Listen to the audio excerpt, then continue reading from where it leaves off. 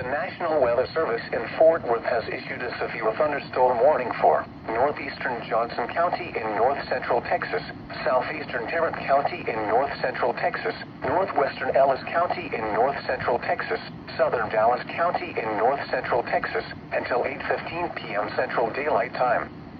At 7:19 p.m. Central Daylight Time, a severe thunderstorm was located over Canadale, moving east at 25 miles per hour.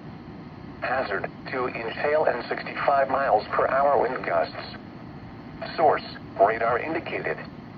Impact, people and animals outdoors will be injured. Expect hail damage to roofs, siding, windows, and vehicles. Expect wind damage to roofs, siding, and trees. This severe thunderstorm will be near Grand Prairie, Arlington, and Mansfield around 7:25 p.m. Central Daylight Time. Cedar Hill State Park, Cedar Hill, in Dallas around 7:35 p.m. Central Daylight Time.